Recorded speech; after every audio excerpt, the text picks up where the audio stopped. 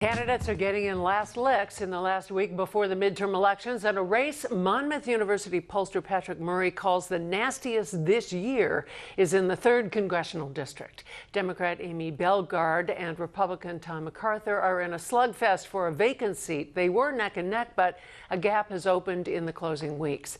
PAC money supporting Belgard has moved on. Joining us from Trenton now is Aimee Belgard. Thank you so much for being with us. Absolutely. Thank you for having me. I really appreciate it. What's your most significant issue? I think it's really about the struggling middle class.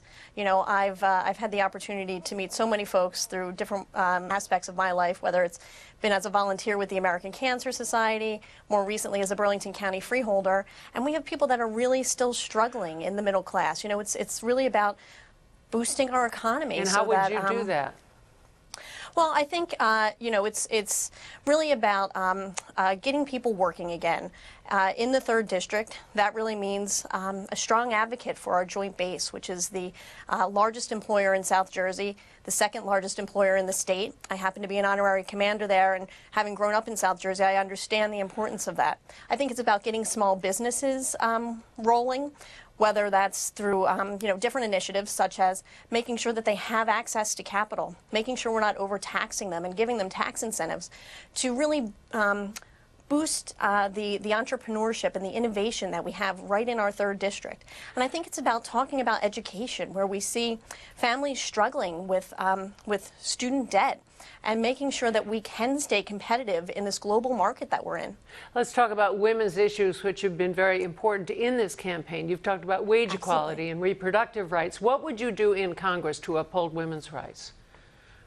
Well, first, with regard to wage equality, I think that this has been a huge issue in this race. My opponent has said that he does not believe that we need to legislate equal pay for equal work of women.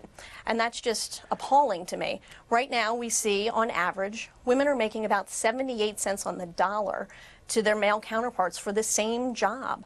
And it's 2014. It's time that we step up and actually make sure that women are being paid fairly. This isn't just about women. This is about their families. You know, they're trying to put food on the table for their families. It's also about minimum wage. 2/3 of the people that receive minimum wage are women. And again, these are women who are trying to put food on their tables, put clothes on their children's backs. These are really important issues that my opponent and I just do not see eye to eye on. Tom MacArthur says your campaign lacks specifics. He says it's a matter of substance versus what he hears as platitudes. Your response? Well, apparently he's not listening so well then, because there are specifics, you know, especially when it comes to women's issues, as I just mentioned. I think that we absolutely need to raise the minimum wage, whereas he thinks we don't need a federal minimum wage at all. You know, I think that we do need to legislate equal pay for women. He doesn't. So there are very much specifics in this race. He's just choosing not to listen.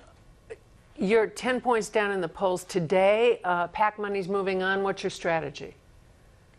Well, I would say that the polls have actually had us really neck and neck throughout. One poll was a little bit different, but the polls have really had us neck and neck. It's really going to be about making sure that we are getting the voters out.